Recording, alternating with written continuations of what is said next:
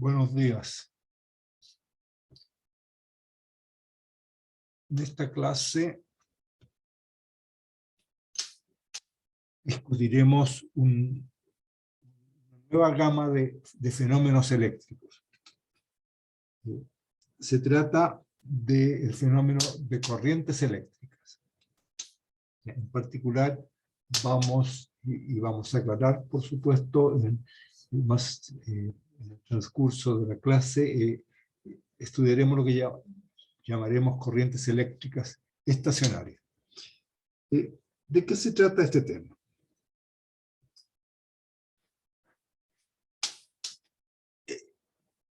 Lo que es central al estudio de corrientes eléctricas es el fenómeno de conducción eléctrica. ¿Sí? Y este fenómeno describe la presencia de corrientes eléctricas en un medio. ¿Qué entendemos por una corriente eléctrica? Corriente eléctrica es, digamos, el nombre que recibe el fenómeno de tener cargas eléctricas en movimiento. ¿Cuándo ello ocurre? En general, las cargas en un medio material, por supuesto que están en movimiento. Electrones en torno al núcleo de un átomo están permanentemente en movimiento. Incluso en un conductor, si yo cargo el conductor, la carga se va a desplazar de tal manera de ubicarse en la superficie del conductor. ¿De qué se trata la corriente eléctrica? La corriente eléctrica se trata al movimiento de cargas eléctricas que permanece en el tiempo. Distinto a lo que ocurre en un conductor como los que hemos estudiado, donde al estar cargado, la carga rápidamente se distribuye ya bajo la presencia de las fuerzas electrostáticas entre las distintas cargas, de tal manera de distribuirse y tener un medio de campo eléctrico nulo en su interior. Sin embargo, si queremos mantener el fenómeno, cargas permanentemente en movimiento, ¿ya? Necesitamos un par de requerimientos que deben satisfacerse. Uno, por supuesto, tienen que haber portadores de carga eléctrica, ¿cierto? Tiene que haber un objeto que tenga la propiedad de carga eléctrica, que es el que se moviliza bajo la acción de un campo eléctrico.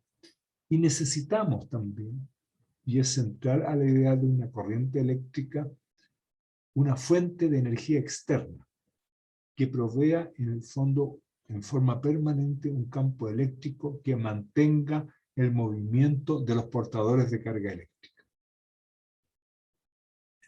Y esto es esencial a la existencia de la carga eléctrica, la idea de una fuente de energía externa que hace que la carga eléctrica se mueva en forma precisa en cierta dirección y no aleatoriamente como ocurre en un conductor, el cual cargado, pero sin un campo de energía externa, la carga finalmente se reubica de tal manera a hacer su campo eléctrico interno cero. El fenómeno, por supuesto, ustedes lo pueden imaginar, lo podemos analizar. Estamos comprando motores de barcos, turbinas, aviones, señores, helicópteros, viejos, compro. Tengo todo lo que quieren agua, chapa, cebolla y remolacha. Tengo todo lo que... Más allá de esta interrupción, veamos qué llamamos portadores de carga eléctrica. Principalmente son los electrones en los medios materiales, ¿ya? Ellos son los responsables de producir corrientes eléctricas. Como ustedes saben, en un medio material está formado por una red cristalina a partir de átomos, ¿ya? Átomos que tienen en su centro una carga eléctrica positiva, los protones ubicados en el núcleo, y en torno a ellos están orbitando los electrones. ¿Ya? En general, los electrones, parte de los electrones están bastante ligados al núcleo del átomo, y el resto de los electrones están muy débilmente ligados, los llamados electrones de conducción, en torno al núcleo de cada átomo, de tal manera que con mucha facilidad esos electrones pueden movilizarse a través del medio. Si ustedes observan la figura acá a la izquierda, a la derecha, ¿ya? Lo que trato de demostrar acá es un medio. Imagínense que este es un medio conductor, un pedazo de alambre, y adentro ustedes tienen carga eléctrica. ¿Ya? Carga eléctrica, ¿ya? Que en general avanza, está en movimiento en cualquier dirección cuando el campo eléctrico es nulo. ¿Ya? Este sería un medio, un pedazo de conductor, un pedazo de alambre, en circunstancias normales. No hay una fuente de energía externa conectada a él. Si ustedes se paran en una sección de ese alambre, imagínense una sección de este tipo, como la que está señalada aquí. ¿Ya? Aquí hay una sección.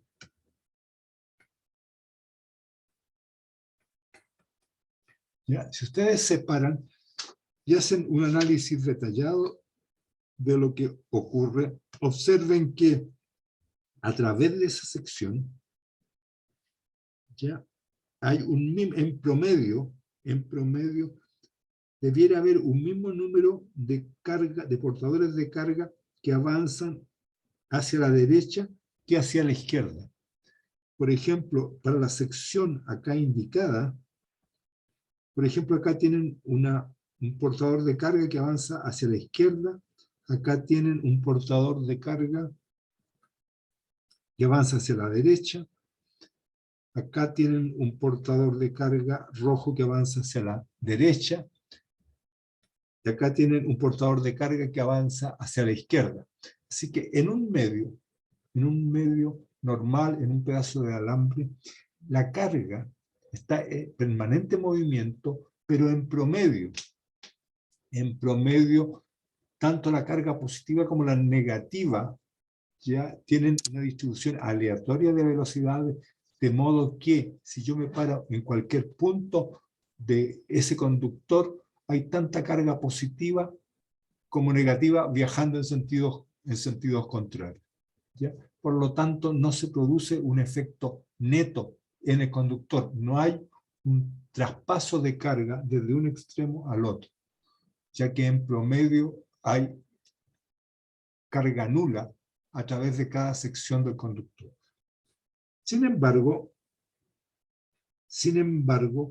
cuando aplico un campo, imagínense que aplico un campo eléctrico al mismo conductor en esta dirección. ¿Ya? Es la dirección del campo eléctrico, no está muy bien dibujada aquí, está en esa dirección. Lo que ocurre entonces es que la carga eléctrica negativa tiende a moverse hacia la derecha. ¿Ya? Justamente si es la fuerza que actúa sobre ella es la carga que tiene el electrón por el campo eléctrico. Si el campo eléctrico apunta hacia la izquierda, la fuerza va a apuntar hacia la derecha por el valor negativo de la carga eléctrica del electrón. Y la carga positiva eventualmente apunta en la misma dirección del campo eléctrico. Pero ahora vean qué ocurre cuando uno tiene una fuente de energía externa. Y miren con cuidado lo que pasa en esta zona nuevamente. en una sección del alambre. Observen que en promedio hay más cargas apuntando hacia la derecha. En una sección cualquiera hay más cargas apuntando hacia la derecha que cargas, que son las cargas rojizas, que cargas azules apuntando hacia la izquierda o moviéndose hacia la izquierda. Por lo tanto, hay un flujo neto de carga negativa de electrones en esa dirección. ¿De acuerdo? En ese caso, estamos hablando que tenemos el efecto de una corriente, porque hay en una sección cualquiera de este conductor hay un exceso de carga neta que se mueve en una cierta dirección. ¿De acuerdo? Y en este caso correspondería, observen, hay más flechas. En esta sección hay más flechas hacia la derecha que hacia la izquierda. Las cargas positivas que corresponden a las flechitas azules, en realidad, bajo la acción del campo eléctrico, se acelera muy poquito porque la carga positiva que corresponde al núcleo de los átomos es muy masiva, es del orden de 2000 veces más masiva que un electrón. Por lo tanto, la aceleración que adquieren es muy pequeñita con respecto a la de los electrones, siendo ellos, los electrones, los responsables de producir la corriente eléctrica o esta carga neta en una dirección dada. Ahora, por convención, y aprovecho de mencionarlo, por convención, se dice que existe una corriente en el sentido en que se mueve la carga eléctrica positiva. O sea, la corriente que habría en este conductor cuando aplico un campo eléctrico en esta dirección, la dirección indicada ahí, habría una corriente, un flujo de carga neto en esa dirección, en la misma dirección del campo eléctrico.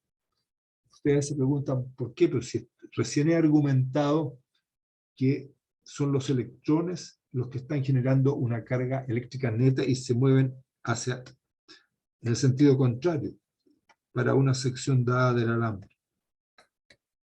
La mayoría se mueve en sentido contrario. Bueno, la convención es que la carga eléctrica positiva se mueve corresponde a la dirección que toma la corriente eléctrica. Pero carga eléctrica que se mueve hacia la izquierda, como es la dirección de esta corriente I, es lo mismo, equivale a carga eléctrica negativa que se mueve en sentido contrario. ¿Fijan? Carga eléctrica positiva moviéndose hacia la izquierda es lo mismo que carga eléctrica negativa moviéndose en sentido contrario. Por lo tanto, ambos movimientos contribuyen a la corriente en una sola dirección. Y esta elección es una convención. Uno podría tomar otra convención, podría asociar la dirección en que se mueve una corriente eléctrica, asociarla a la dirección en que se mueven los electrones. Pero la convención usual y aceptada es la que les he indicado. Bien. Pero hay otros tipos de portadores que también generan, una vez que se aplica un campo eléctrico, también generan una corriente. Por ejemplo, iones.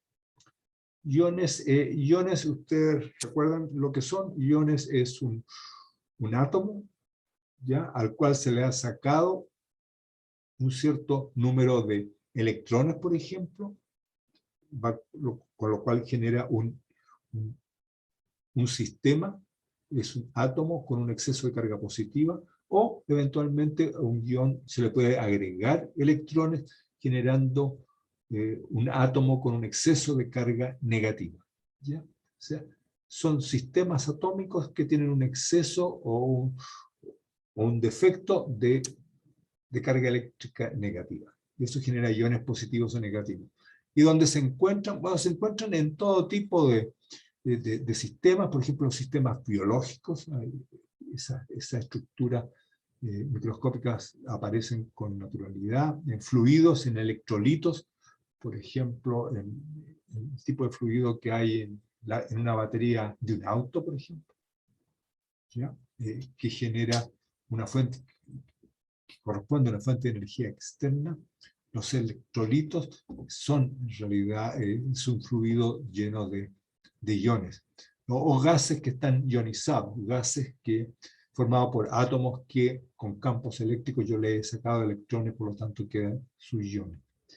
Cuando a la derecha, en el dibujo, lo que se pretende dar una idea de un sistema formado por iones. Están los azules, que son los iones positivos, ¿ya? Y los rojos son iones, corresponde a iones negativos, ¿ya? Todo formando parte de este fluido, ¿ya? O de un gas ionizado, al cual le aplico, si no hay campo eléctrico, en principio esos iones están interactuando en promedio y no generan movimiento en una dirección privilegiada. Pero si aplico un campo eléctrico externo, ¿ya? Como el que indico acá, ¿ya?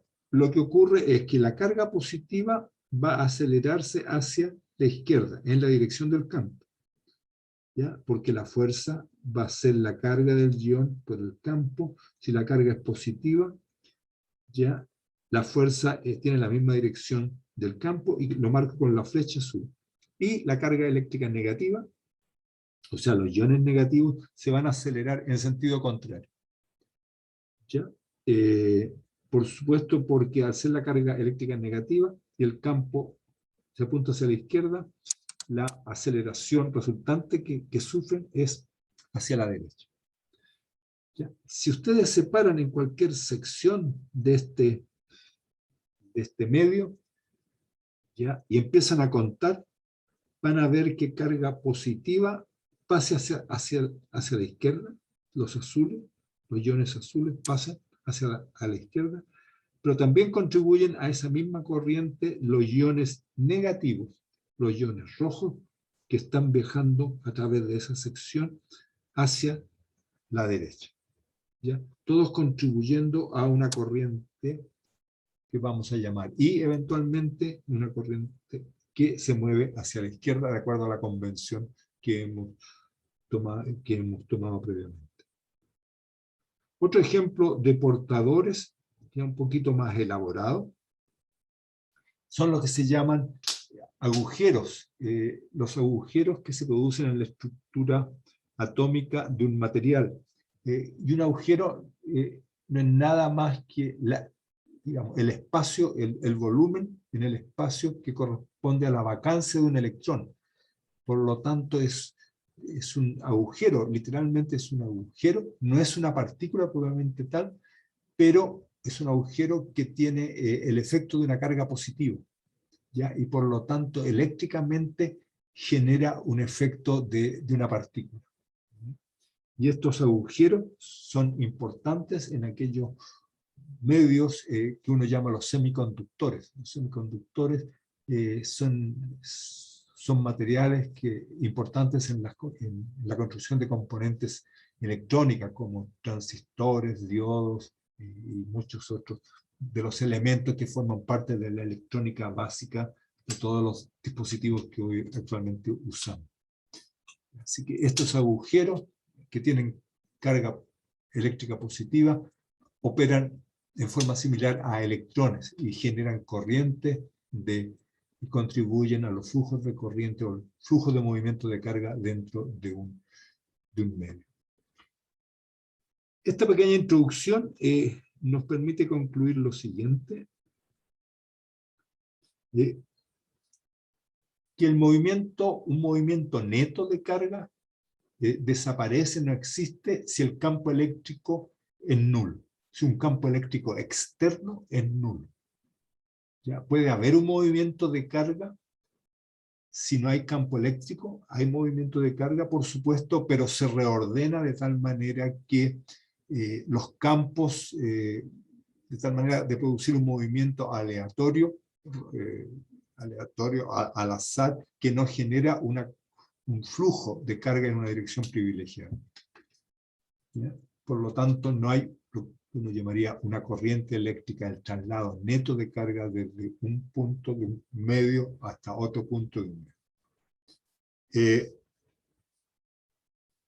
El movimiento neto de la carga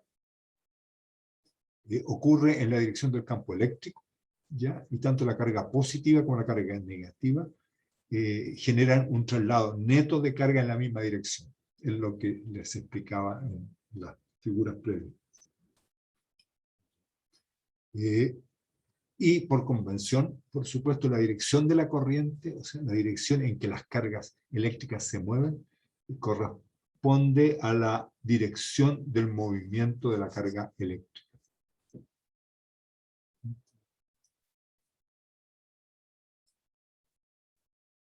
Salió un poco acá el escrito, después lo voy a repasar.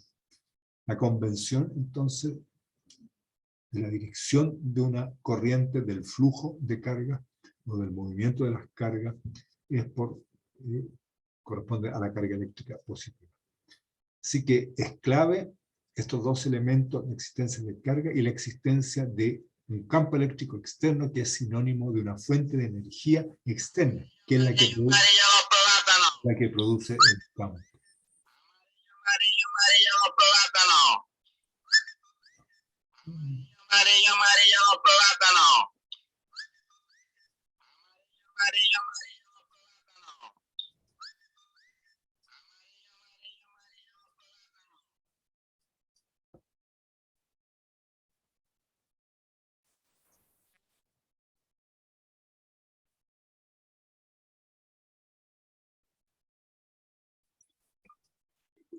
Bueno.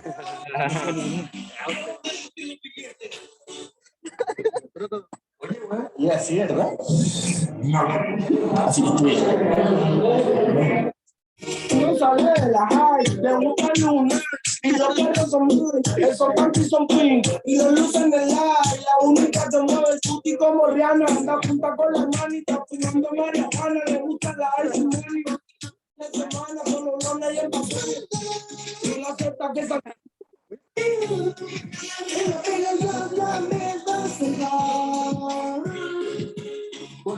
En común, estudiar como chino, graba y deriva, lo tendría que un convino en la pasarela, decirle una fina si saliera así, que sería de mi vida, adivina dónde vengo ahora, de un coffee break, media luna, argentinas y café de Pambalés, que te diga, es razón, ya lo sé, ahora muerte.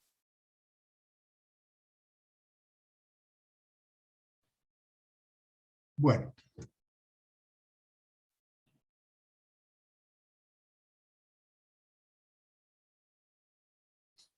Después de esta pequeña interrupción, intentaremos seguir con la clase.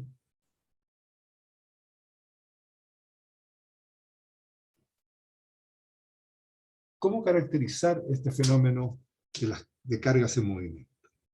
¿No? La corriente eléctrica. Una manera de caracterizarla es a través de lo que se llama la intensidad de la corriente eléctrica, ¿sí? Que es una medida de la cantidad de carga eléctrica en movimiento. Se define como la tasa de variación de la carga neta transportada en un punto del espacio por unidad de tiempo.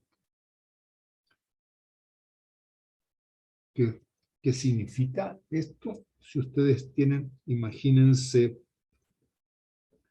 un alambre, ¿ya? Que es una estructura básicamente unidimensional, y se paran en un punto del alambre que empiezan a contar cuánta carga neta pasa, digamos, en ese sentido, ya cuántos coulombs pasa por una unidad de tiempo, digamos por segundo. La carga neta que pasa, es decir, toda la carga positiva que avanza hacia la derecha, más la carga negativa que avanza hacia la izquierda, que puedo contabilizar en ese punto del espacio, por unidad de tiempo, me define la intensidad de la corriente que pasa por este conductor. Formalmente, la corriente la definimos entonces como la delta Q, sería la cantidad de carga, la variación de carga neta transportada en un punto por unidad de tiempo, cuando esa unidad de tiempo, en el límite que delta T tiende a ser, corresponde a la derivada de la carga que contabilizo en ese punto del espacio con respecto al tiempo. Y delta Q, o el infinitésimo de carga de Q, corresponde a la carga eléctrica neta que está pasando por el punto P. Ya. En un conductor real, ya la densidad de corriente y puesto expandiéndolo, lo puedo describir, lo puedo señalar a través del dibujo, ¿cierto? Entonces tengo que contabilizar la carga neta que está pasando a través de una sección del material. Estoy amplificando esa situación y ya no necesariamente es un alambre unidimensional, sino que puedo estar en el espacio, ¿ya? Y defino mi punto P, me identifica una sección en el espacio, ¿ya? Una sección, y tengo carga positiva, en este caso, que viaja hacia la derecha, y carga negativa, que viaja hacia la izquierda. Entonces la cantidad de carga neta que está pasando a través de esa sección en el punto P del espacio va a ser, ¿cierto?, de Q, va a ser la carga neta que circula hacia la derecha, los de Q más son las cargas positivas que viajan hacia la derecha, menos las cargas negativas que viajan hacia la izquierda. ¿Sí? Por supuesto, como las velocidades de la carga, o esa, como el signo menos, estoy restando porque las velocidades están en el sentido contrario.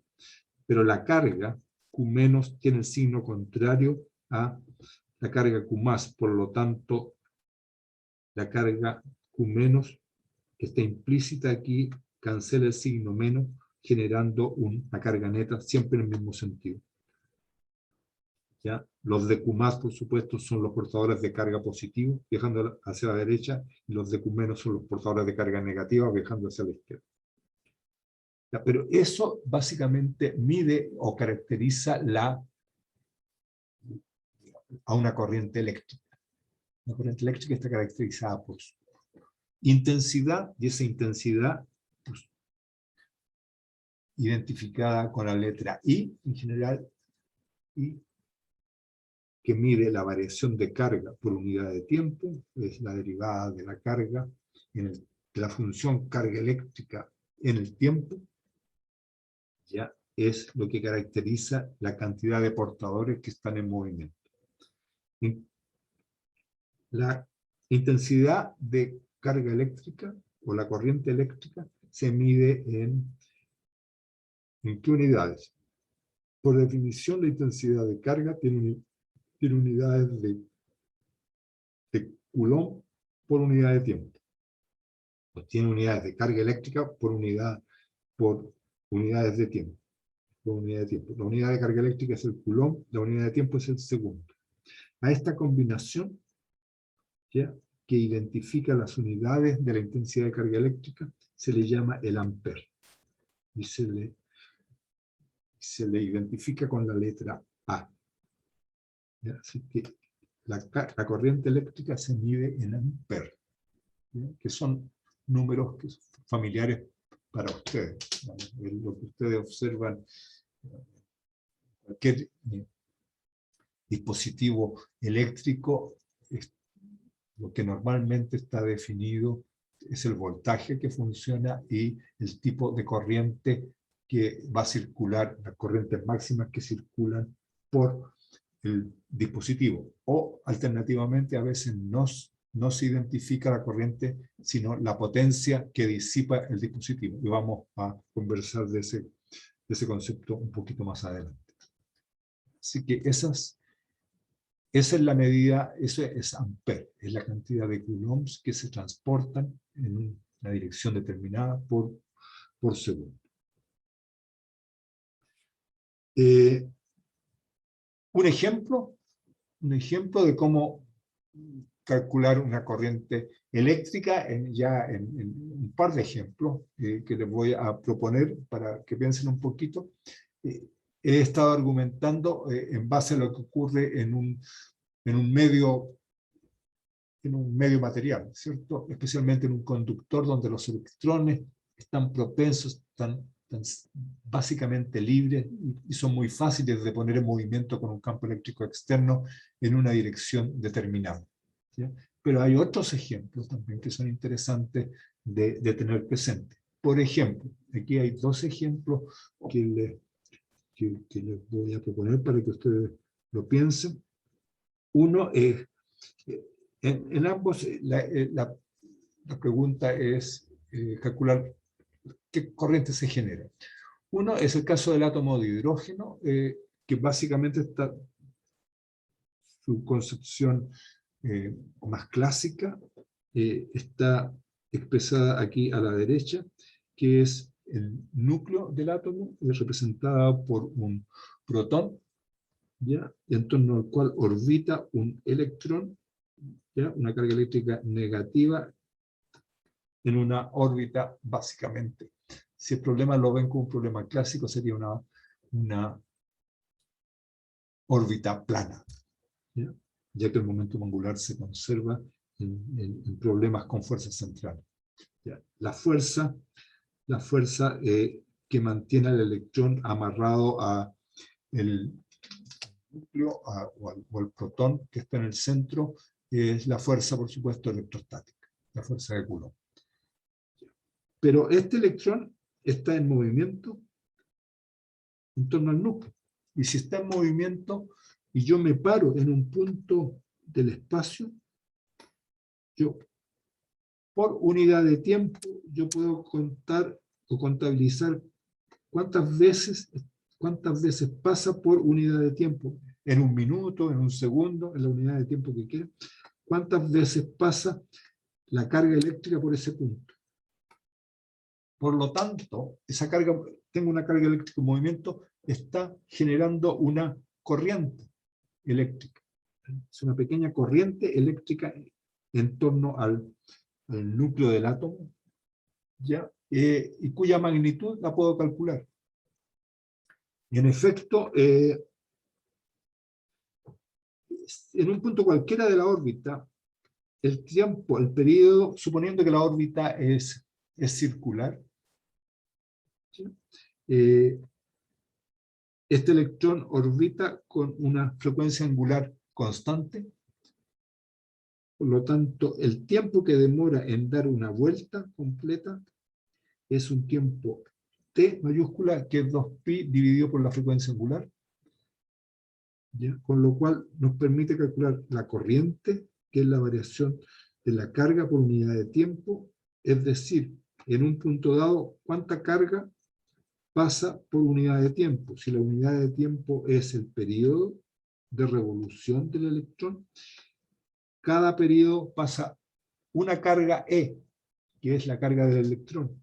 Por lo tanto, la corriente es la magnitud de esa carga dividido por el tiempo que demoró en pasar otra vez por ese punto, ¿ya?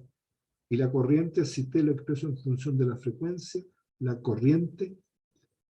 magnitud de la corriente que genera un electrón dando vuelta en torno al núcleo va a ser la magnitud de la carga eléctrica por la frecuencia angular dividido por 2pi. El punto es cuánto vale omega, y ese es un problema ya de mecánica, porque ustedes tienen que estudien la dinámica de un electrón ya sometido a una fuerza central, que es la fuerza de Coulomb, ya que está orbitando en torno a ese centro de fuerza. y calculen o hagan una estimación de cuánto es la frecuencia angular para ese electrón en torno al núcleo de un átomo de hidrógeno. Con ello,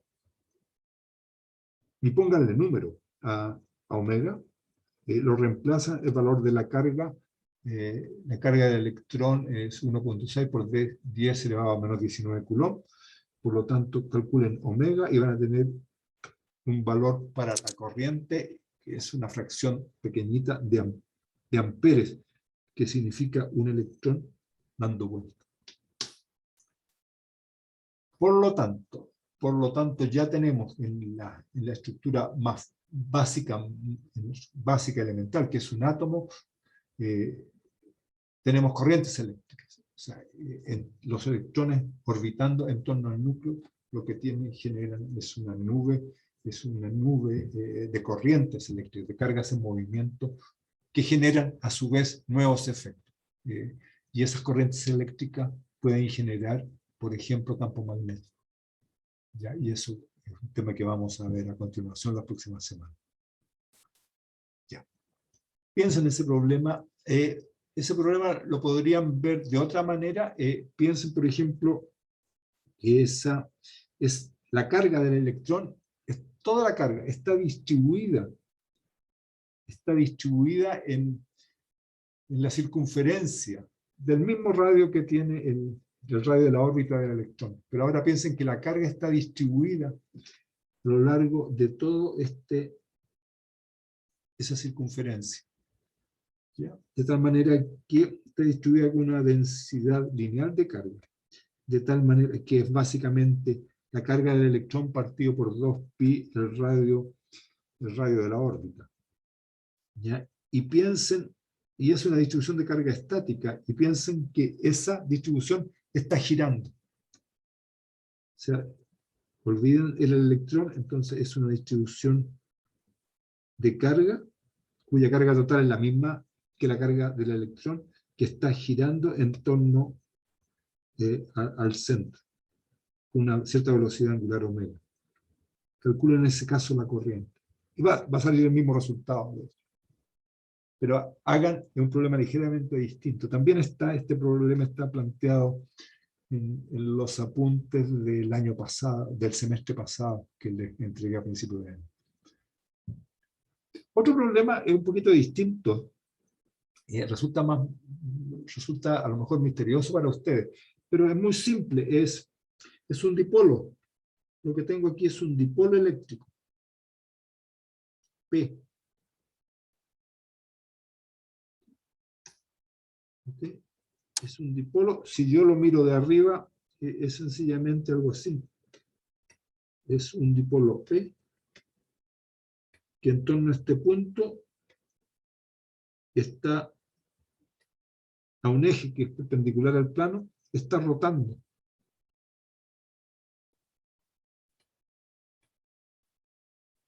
Con velocidad angular omega. ¿Ya? Este dipolo está rotando. Está así, P, y este está dando vuelta.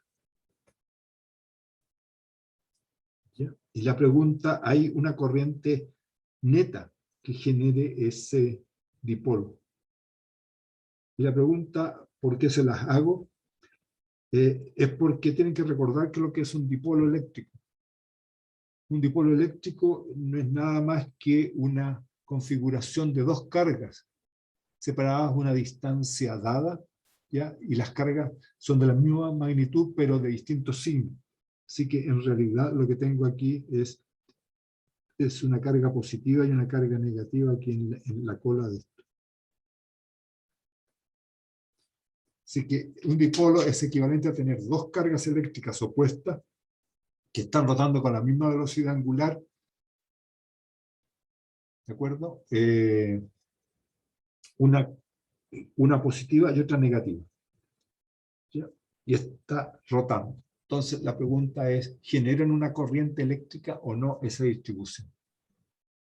Y por lo tanto, si genera una corriente eléctrica, generaría un dipolo eléctrico que está rotando, generaría, por ejemplo, un campo magnético. echen una mirada y piensen y analicen el problema y demuestren eventualmente que la corriente que de ese dipolo rotando que genera es nula. Y básicamente, y lo ven si analicen el problema anterior, porque es como el problema anterior, pero hay una combinación de carga positiva y la otra es una carga negativa. Pero las dos van pasando en la misma dirección. Por lo tanto, es distinto al caso de portadores de carga, uno moviéndose, las positivas moviéndose hacia un lado y las negativas moviéndose hacia el otro. Acá son portadores de carga de distintos signos, pero los dos pasando en la misma dirección. Por lo tanto, el efecto se anula. Así que véanlo eso como un ejercicio de la idea de cómo calcular corriente.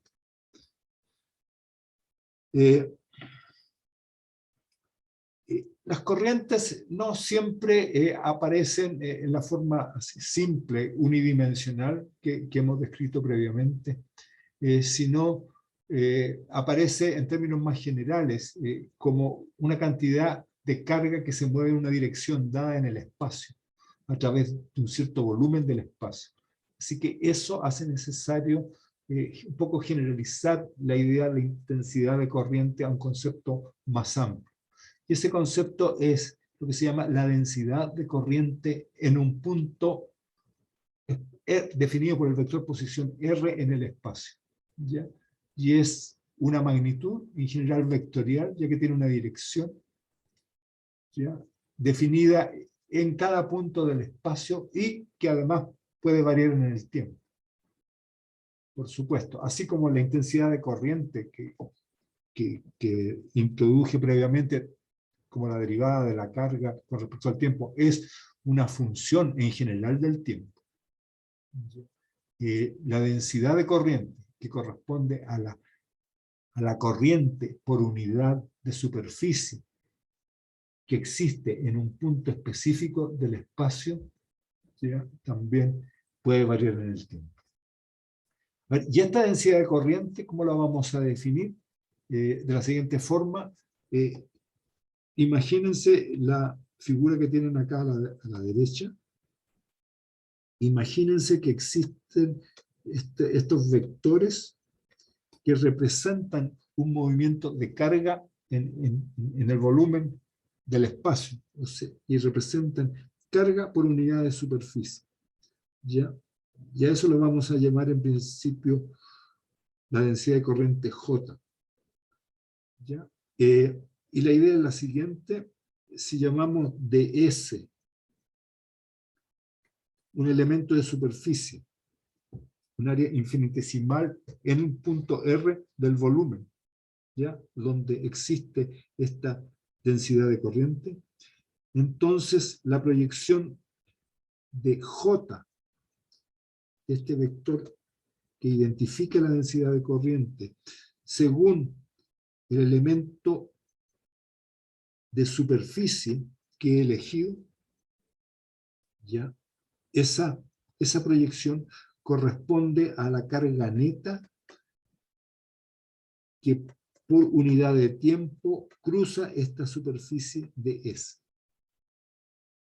En otras palabras, la variación de corriente eléctrica a través de esta superficie de S corresponde a la proyección de este vector que llamo densidad de corriente a lo largo del elemento de superficie que he elegido. Y la corriente, que en general es una función que depende del tiempo, a través de una superficie S, ¿ya?, a partir de esta definición, corresponde a esta relación, a la integral sobre la superficie S del vector densidad de corriente integrado proyectado sobre el elemento infinitesimal de superficie de S. De S, por supuesto, en este gráfico corresponde a la magnitud escalar de la superficie en una dirección dada. Y N representa la dirección del elemento de superficie. Por lo tanto, por eso que se trata del producto, de la proyección de, o el producto punto, del vector densidad de corriente según el elemento de superficie donde quiero calcular la corriente que atraviesa esa superficie. Así que esta es en realidad la expresión más general que tenemos para identificar lo que llamamos una corriente. ¿Sí? Si existe en un medio una cierta cantidad de carga por unidad de tiempo y por unidad de área, ¿ya? Que corresponde a lo que llamo la densidad de corriente, ¿ya? La corriente, la intensidad de la corriente que atraviesa una superficie específica va a ser la proyección de J sobre el elemento de superficie que queremos atravesar, integrado sobre toda la superficie del caso. Las unidades, por supuesto, en que se expresa J, las unidades de J tienen unidades de corriente partido, de intensidad de corriente partido por un área, es decir, amperes partido por una longitud al cuadrado, y eso significa unidades de amper o carga por unidad de tiempo por metro cuadrado, o equivalentemente amper por metro cuadrado. Estas son las unidades usuales en que se expresa la densidad de corriente. ¿Okay? Y esta es la generalización del concepto y se ligan a través de esta relación. O esta, son equivalentes. Bien. Estamos ahora en condiciones, ya que tenemos una forma de describir en general el movimiento de carga. ¿Ya? Y la forma más interesante, ya que ocurre en el espacio, es ver cuál es la cantidad de carga por unidad de tiempo y por unidad de área que se traslada debido a la existencia de un campo eléctrico externo que se traslada en el espacio. ¿Ya? Está representada por esta flecha. ¿Ya? J. Es el flujo de carga por unidad de tiempo, por unidad de área que se traslada en el espacio. Entonces, yo elijo alguna superficie de una manera que me interese. Por ejemplo, aquí imagínense que esa es una superficie que tiene esa normal. Entonces, de ese flujo que está en movimiento en la dirección indicada, yo me pregunto qué corriente cruza esta superficie, esta superficie particular. ¿Ya? Entonces hay que proyectar J en la dirección de la normal a la superficie e integrar sobre toda la superficie en cuestión. Por supuesto que si la superficie es justo perpendicular a la dirección de la densidad de corriente, este producto punto se transforma sencillamente en una multiplicación de escalar, ya que J tendría la dirección de la normal a la superficie. Y esa es la corriente neta asociada a esta densidad de corriente en el espacio. Para una superficie en una dirección cualquiera, es solo una fracción de las cargas que se mueven según esta densidad de corriente J, las que cruzan, es solo una fracción, las que cruzan un elemento de superficie que tiene una dirección distinta. Bien.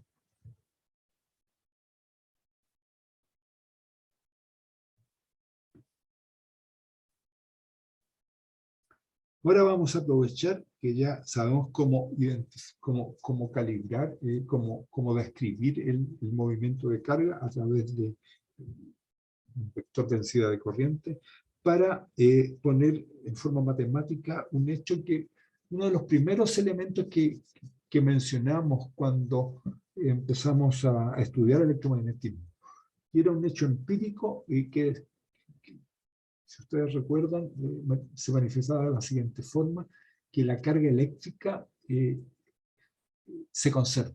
La carga eléctrica en todo sistema cerrado tiene necesariamente que conservarse.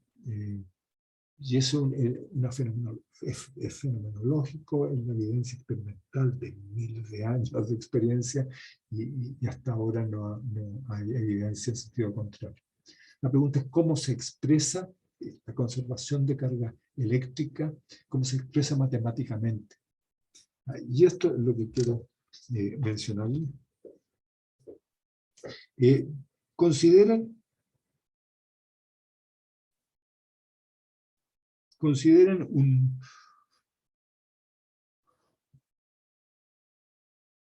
un medio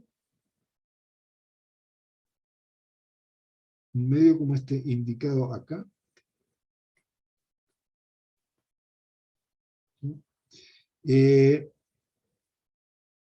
y en un cierto volumen,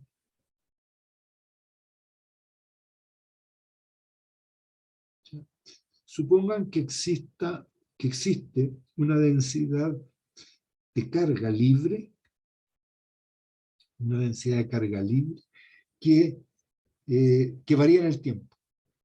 También tiene una distribución espacial, pero principalmente varía en el tiempo, entrando al volumen o saliendo de él. Ya, si Rho en el tiempo varía, si la variación de Rho en el tiempo es positiva, significa que la carga está aumentando en el tiempo. Si esa derivada es negativa, significa que está disminuyendo. Entonces, si la carga que está encerrada en este volumen cambia en el tiempo, es porque o se escapa del volumen, o porque está siendo alimentada con carga externa a la carga, se le está agregando carga a la que está encerrada dentro del volumen. Ya. Y esa manifestación es lo que expresa la conservación de la carga. ¿Ya? Porque si no entra ni sale la carga eléctrica encerrada en el volumen, tiene que mantenerse constante. Ya, entonces lo que vamos a hacer, vamos a tomar un volumen encerrado por la superficie S. ¿Ya? Y aquí quiero que observen lo siguiente, que esta superficie S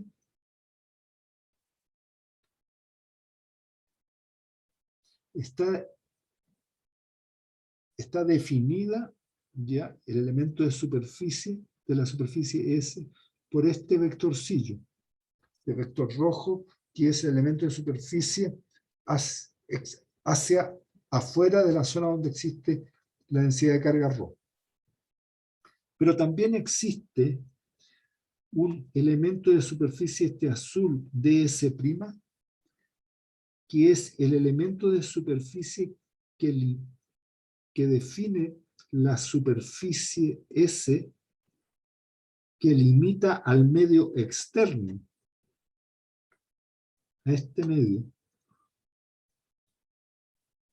que el medio externo que rodea a la densidad de carga Rho. O sea, que hay en el fondo dos medios. Existe la zona donde está Rho, que tiene un elemento limitado por ese elemento de superficie, y está la zona que rodea a la densidad de carga, que está identificada por ese elemento de superficie.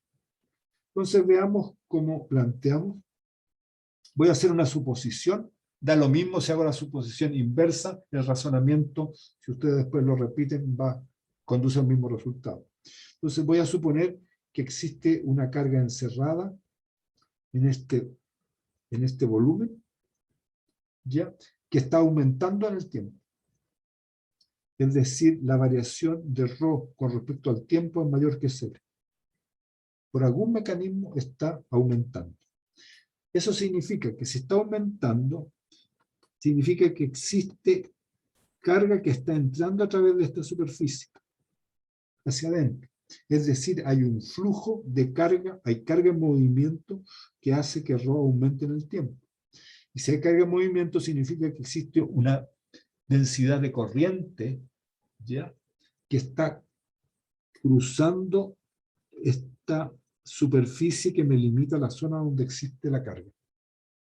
Calculemos la corriente que entra al volumen donde está la densidad de carga. Y esa corriente I va a ser la integral sobre esta superficie cerrada de la densidad de corriente a través de la superficie que me limita al medio externo por donde está circulando la corriente J. ¿Bien? Entonces va a ser la integral sobre esta superficie de J.ds', porque este es el vector que me define esta superficie que me limita al medio externo. Pero eso lo puedo escribir con la misma integral, integrando sobre la misma superficie, pero la superficie ahora considerando la superficie interna, es decir, cambio ds', lo cambio por menos ds. ¿Bien? Y esa corriente es igual a la variación de la carga encerrada en el tiempo. Es por la definición de corriente. ¿Bien? La corriente corresponde al flujo de carga integrado sobre toda la superficie, y eso va a ser igual a cómo varía la carga encerrada en el volumen en cuestión. Y en ese momento estamos haciendo conservación de la carga. Estoy diciendo que la carga que entra por unidad de tiempo es igual a la carga, cómo varía la carga encerrada en el volumen. Ahora, esa integral que está ahí, es equivalente, se puede transformar un poquito usando el teorema de Gauss. ¿Ya? Porque esta es una integral sobre una superficie cerrada de una función vectorial a través de una superficie. Y esto es equivalente a la divergencia del vector, la divergencia de J integrada sobre todo el volumen encerrado por la superficie S. ¿Ya? Entonces lo escribo así, menos la integral sobre el volumen ahora de la divergencia de J integrado sobre el volumen en cuestión. Y este término es igual a la carga, es la carga total encerrado en este volumen, que va a ser ρ, la densidad de carga volumétrica integrada sobre el volumen. El volumen que es encerrado por la superficie S, derivado con respecto al tiempo.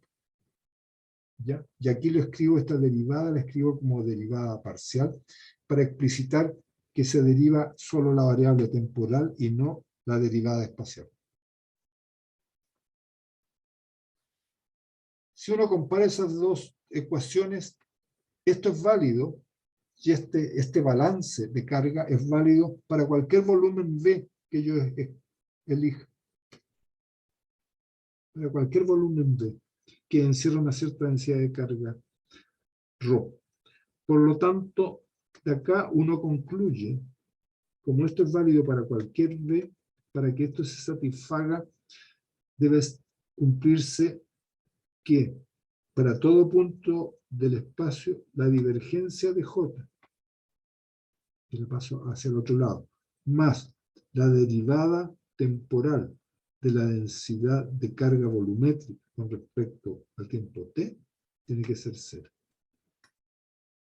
Y esto es lo que se llama una ecuación de continuidad, o la relación que expresa matemáticamente la conservación de la carga eléctrica, y que dice que la divergencia de J,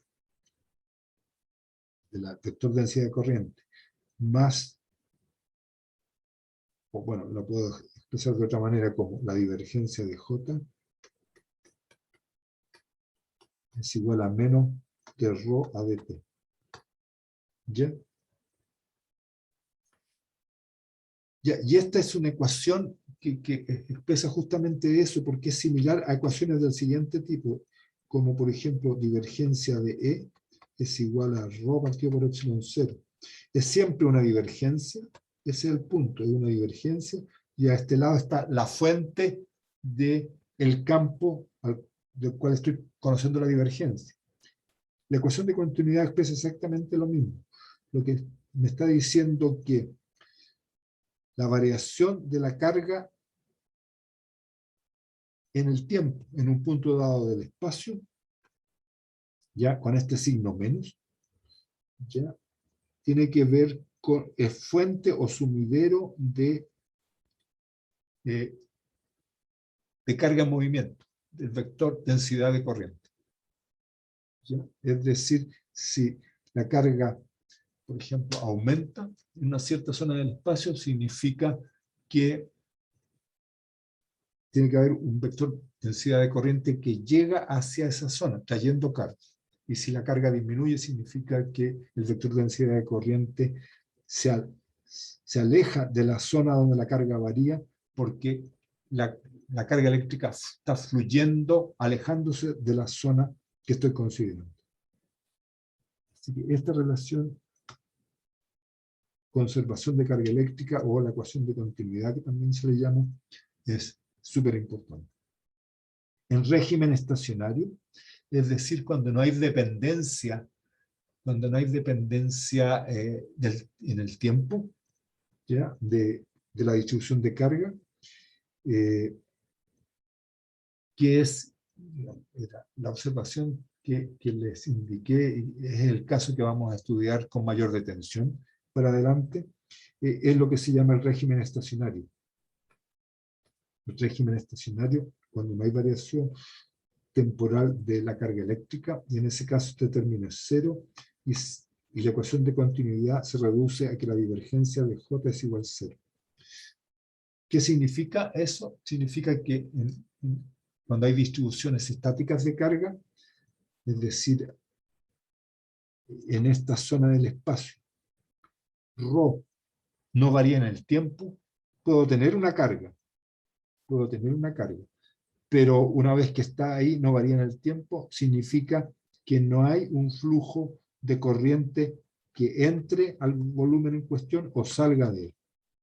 ¿Ya? Eso significa la divergencia de J igual 0, significa que si tomo una superficie cerrada que me encierra un cierto volumen, ya puede que entre corriente, pero la misma corriente que entra es la que sale. O sea, puede que ocurra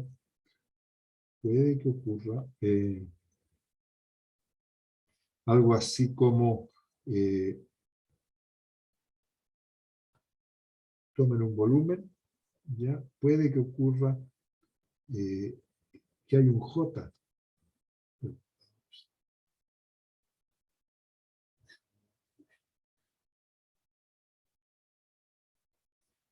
Que hay un J, qué sé yo. ¿Ya? Pero si la divergencia de J es 0, significa que a este volumen, tanto J entra como sale del volumen. ¿Ya? O sea, no hay carga que aumente o disminuya la cantidad de carga asociada al vector de densidad de corriente. Tanto entra como sale. ¿Ya? Por lo tanto, la divergencia de J expresa eso. No es modificada. El flujo de corriente eléctrica no es modificado si yo integro esta ecuación en un volumen dado del espacio. Bien, esto es un hecho bien fundamental. El introducir matemáticamente el resultado fenomenológico que la carga eléctrica conservada es muy, muy central. Es muy central a la existencia, a la demostración de que otros fenómenos ahora asociados a cargas en movimiento son posibles. La existencia de corriente, y eso lo vamos a ver más adelante. Bien, pero ¿qué es lo que es la densidad de corriente? Bueno, dijimos que es una cierta cantidad de carga que se mueve por unidad de tiempo y por unidad de superficie. Pero hay ciertos casos especiales y quiero discutir dos de ellos que son muy dominantes en la física. ¿Ya? Y se los voy a explicar. Uno corresponde a la siguiente situación. Consideren, y vean el dibujo aquí al lado derecho, consideren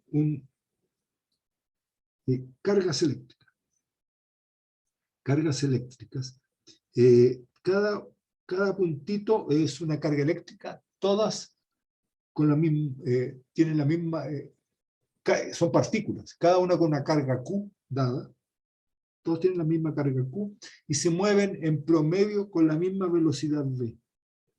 O sea, todos tienen una velocidad un poco en la dirección de la flecha azul. V. ¿Ya? Y la pregunta es, ¿cómo existen n partículas por unidad de volumen en esta distribución de carga? Cada partícula tiene una carga Q y cada partícula se mueve con velocidad V. Y hay n de ellas por unidad de volumen. Entonces la pregunta es, ¿cuánto vale qué vector densidad de corriente puede asociar a este fenómeno? Esto podría pensarse que es lo que está ocurriendo en el interior de un conductor, puede ser un acelerador de partículas, hace exactamente lo que estoy mostrando ahí, tiene partículas todas básicamente de la misma carga, y son aceleradas de la misma forma, de tal manera que en promedio tienen una velocidad prácticamente igual, todas ellas. La pregunta es cuánto vale J en ese caso. El resultado es muy simple. Asociado a esta situación física existe un vector de densidad de corriente J, que es igual, que toma el valor n, que es número de partículas por unidad de volumen,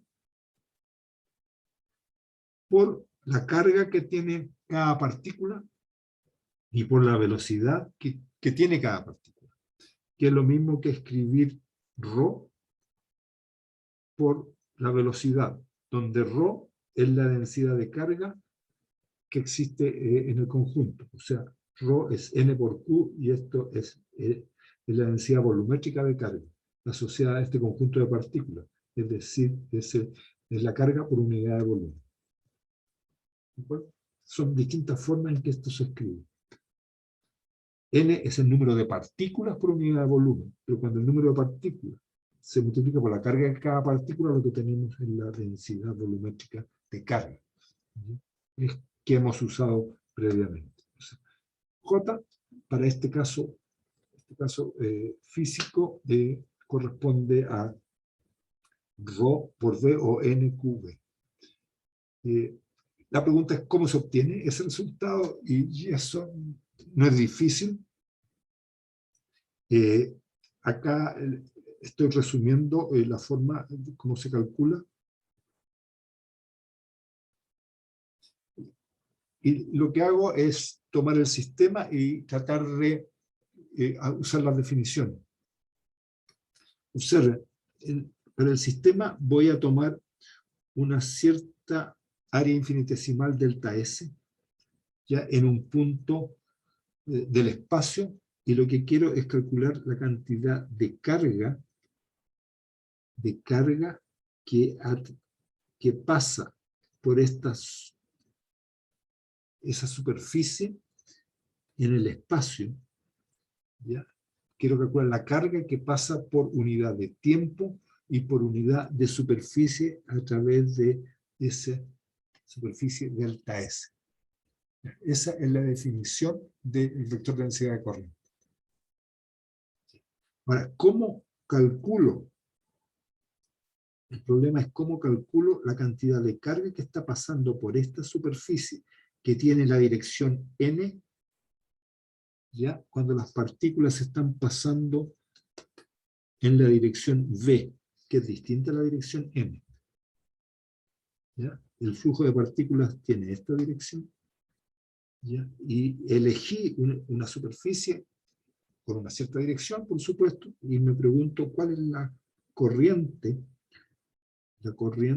por unidad de superficie que pasa en la dirección n. Ya, ahora, contar el número de partículas que pasa por esta superficie, observen que es equivalente a hacer lo siguiente, a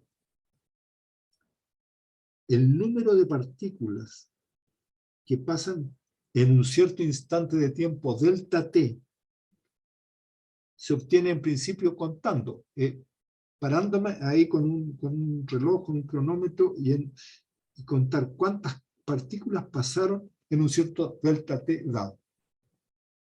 Ahora, eso es equivalente a hacer lo siguiente, a extender esa sección durante el mismo instante delta t en la dirección de la superficie donde me interesa calcular el vector de densidad de corriente. O sea, me interesa calcular la corriente que pasa en esa dirección, ¿ya? Y ver en ese intervalo de tiempo delta t cuántas partículas están encerradas en el pequeño cilindro que se genera. Es decir, las partículas que están pasando aquí en un instante delta t es lo mismo que el número de partículas que se juntaron en este cilindro durante el instante de tiempo delta t. ¿Cuál es el largo del cilindro? Va a ser la componente de la velocidad según la dirección n por delta t. O sea, va a ser una velocidad por delta t, ese va a ser un delta x, que va a ser el largo del cilindro. Y la sección del cilindro es, por supuesto, delta s que queremos calcular. Así que este es un truco que se usa a menudo y es muy bonito, porque lo que uno quiere calcular en un cierto intervalo de tiempo es igual a lo que se acumula en esta estructura que se forma durante el intervalo de tiempo delta t. Entonces, calculemos la corriente infinitesimal que atraviesa el elemento de superficie delta S. Entonces, ese elemento de corriente infinitesimal va a ser J por el elemento infinitesimal de superficie. Y eso va a ser igual a la variación de carga por unidad de tiempo. De acuerdo a las definiciones que introdujimos inicialmente. Recuerden que I es la integral de J.ds. Así que en lugar de escribir el infinitésimo de S, estoy escribiendo delta S como un diferencial. Por la cantidad de carga que atraviesa esta superficie es igual a la cantidad de carga encerrada en este cilindro, que son las cargas rojas que marqué con rojo. Ese es el número de cargas que tengo que contabilizar. Y eso va a ser igual a N por Q, que es la densidad de carga que tengo disponible, por el volumen, y el volumen es delta S por este largo, que es V, la proyección de la velocidad en la dirección n, por el intervalo de tiempo delta t. Ese es el largo. Y esa es la cantidad de carga encerrada en ese pequeño cilindro, que lo puedo reescribir de la siguiente forma: n por q, que es la densidad volumétrica de carga, v por el elemento vectorial de superficie, al juntar el n con delta s, y todo eso multiplicado por delta t. Si ustedes dividen, ¿cierto?, por delta t, les queda que delta q dividido por delta t es nq por v por delta s, que si lo comparan con j por delta s, identifican que la densidad de corriente j que está circulando se puede expresar como nq por la velocidad de las partículas. ese es uno de los casos muy interesantes de tener en cuenta. Y después vamos a ver más adelante, digamos, cómo sacamos provecho de ese resultado. Otro caso de interés es el caso de lo que ocurre cuando hay conducción metálica, que también se llama la ley de Ohm. Básicamente, el caso que quiero discutir es el caso de un buen conductor. ¿Qué ocurre en un buen conductor cuando hay un campo eléctrico aplicado a ese conductor? Lo que se observa empíricamente es lo siguiente, que la densidad de corriente en el medio, cuando uno tiene un buen material conductor, en general en todo material, ¿no? Pero especialmente en los buenos conductores, ya la densidad de corriente, o sea, la carga, ya, el número de partículas cargadas por unidad de tiempo, por unidad de área, que fluye, es proporcional al campo eléctrico aplicado al medio. ¿Ya? El campo eléctrico que hizo posible la existencia de esta corriente de partículas cargadas. ¿Ya? Y se expresa de la siguiente forma. La constante de proporcionalidad, en general, en condiciones normales, la constante de proporcionalidad puede depender a lo mejor de la temperatura, pueden haber algunos aspectos no lineales si la intensidad del campo es muy grande. Por ejemplo, si ustedes tienen un alambre de cobre, si ustedes aplican un campo eléctrico, una diferencia de potencial entre sus extremos, circula una corriente. Ahora, si aplican una diferencia de potencial enorme y el alambre de cobre es de una sección pequeña, probablemente se va a fundir el alambre y todo lo que estamos diciendo deja de tener sentido. Entonces, en ese caso, la proporcionalidad entre J y el campo ya no es tan clara, porque el material rápidamente se destruye. Pero en la medida que eso no ocurra, vamos a suponer, y ese es el caso de conducción metálica, o también se le conoce como la ley de Ohm, que J, el vector de densidad de corriente, es proporcional al campo eléctrico. ¿A través de qué? A través de una constante que se llama la conductividad del material. Le voy a llamar sigma sub c. Hay, en muchos textos o en apuntes se usa la letra G para la conductividad. A mí me gusta sigma y le pongo C abajo para que recuerden que es una constante, no es una densidad de carga, sino que está asociada a una propiedad del medio, ¿ya? Del medio conductor. Entonces, en un medio conductor, J es proporcional a través de esta constante que llamamos la conductividad del material.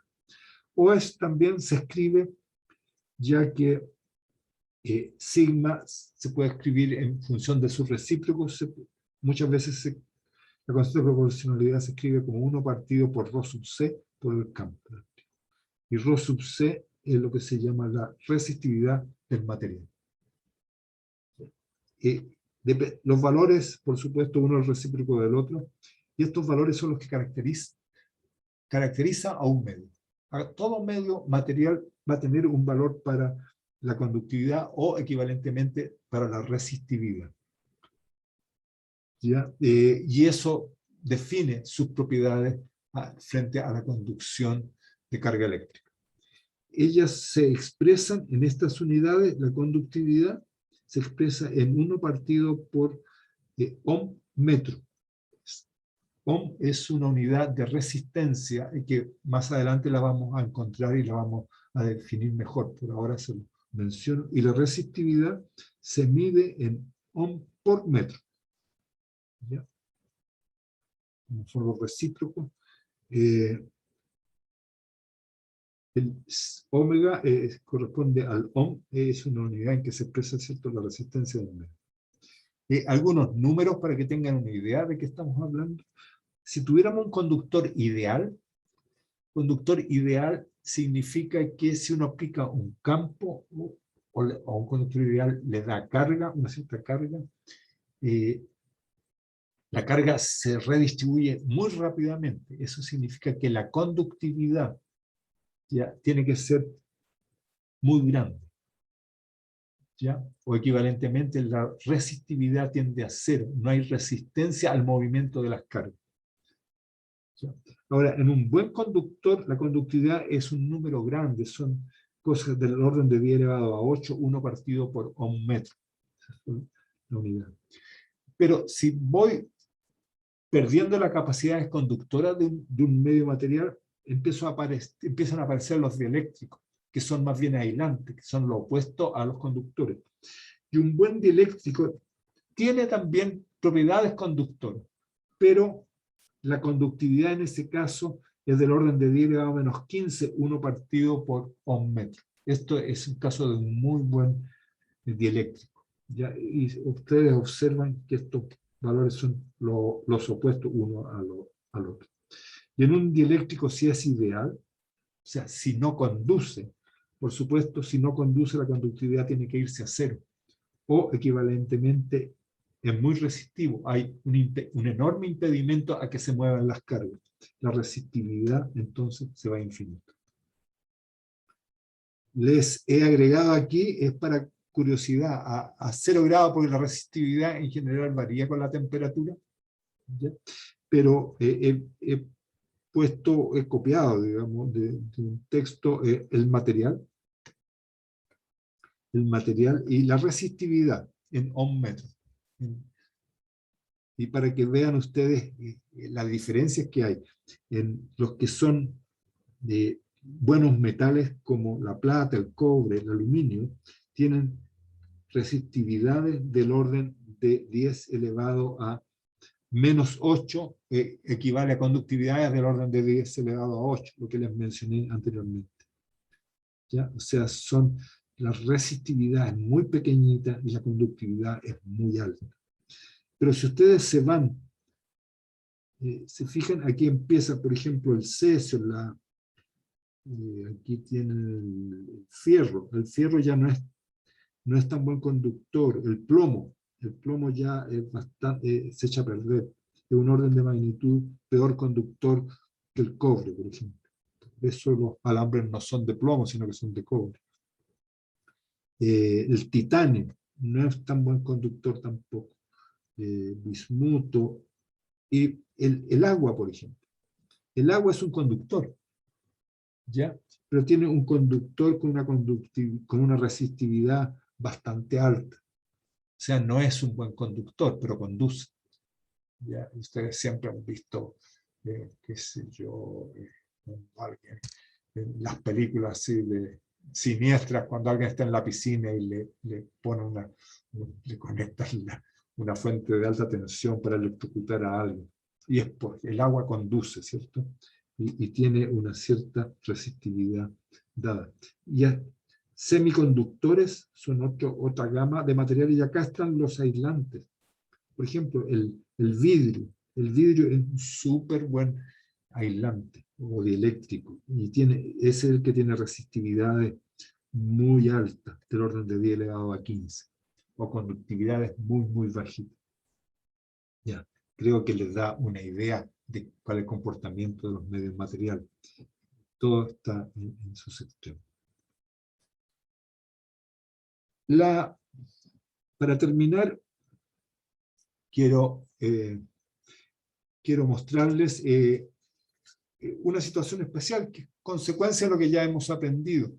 ¿Recuerdan ustedes que cuando teníamos, imaginen que tienen acá, es que este es un conductor, ¿ya? Y cuando era un conductor ideal, y hablábamos de eso algunas semanas atrás, si yo tenía un conductor ideal, y yo un conductor ideal le daba una cantidad de carga, ¿ya? En su volumen, rápidamente, y nada más ocurría, rápidamente esta carga aparecía distribuida en la superficie, de tal manera que el campo en el interior del medio material se hacía cero, y no había carga en el medio. ¿De acuerdo? Eso ocurría en un conductor ideal. Pero este fenómeno, que por lo menos como se los mostré, aparece como un fenómeno instantáneo. Y no tiene mucho sentido, porque las cosas en el mundo físico no son instantáneas. Puede tomar un tiempo muy pequeñito, pero no instantáneo. Entonces, ahora estamos en condiciones de poder mejorar la descripción de lo que ocurre en un medio real. Y lo que vamos a hacer es tomar un medio, un medio que tiene características conductivas, es conductor, pero también tiene ciertas propiedades aislantes. Es decir, está caracterizado por una conductividad sigma sub c y una permitividad epsilon, ¿ya? Que es una manera de decir, es en parte aislante y en parte conductor. Dependiendo los valores relativos entre una y otra, vamos a ver si es dominantemente un muy buen conductor o un muy buen dieléctrico y qué ocurre en esos casos. ¿De acuerdo? Entonces, lo que queremos es darle a este medio una cantidad de carga. Aquí están las propiedades del medio. Darle una cantidad de carga en la forma de una densidad volumétrica de carga que inicialmente vale ρ sub 0. Está distribuida aquí en todo este volumen, ¿ya? Y se coloca en el volumen del material. En el caso límite, si hubiera sido un conductor perfecto, esto instantáneamente tiende a irse a la superficie, es lo que afirmábamos ahora.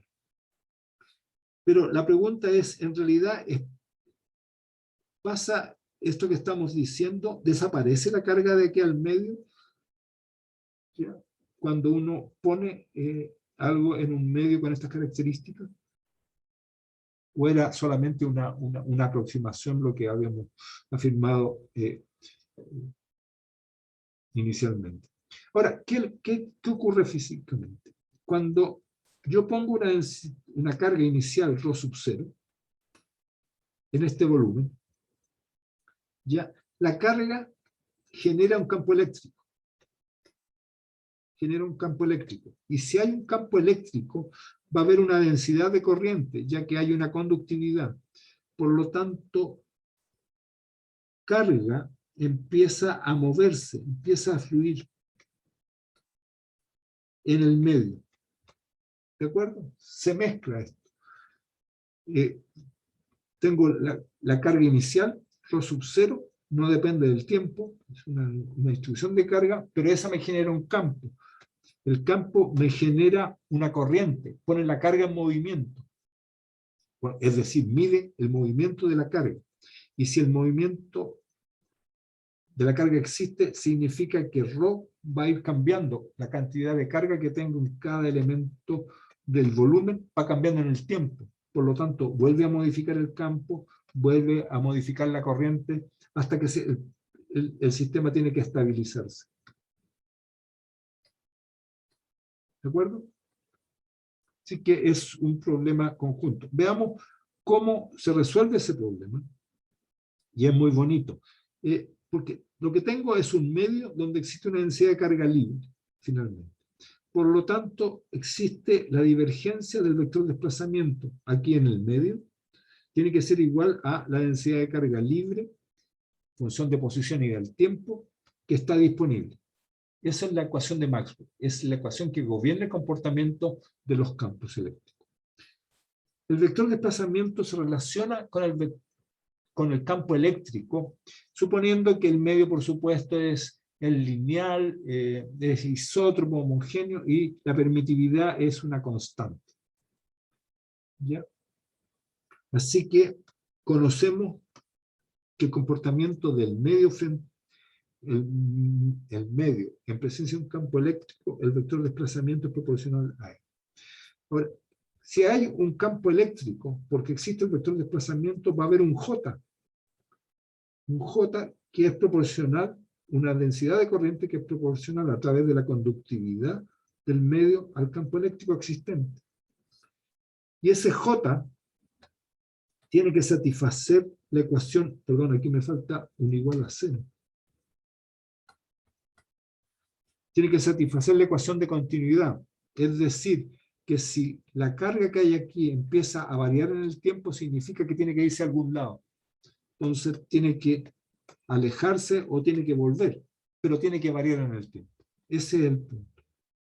Entonces, se fijan ustedes que esto es en la descripción de la electrostática, son las ecuaciones de Maxwell.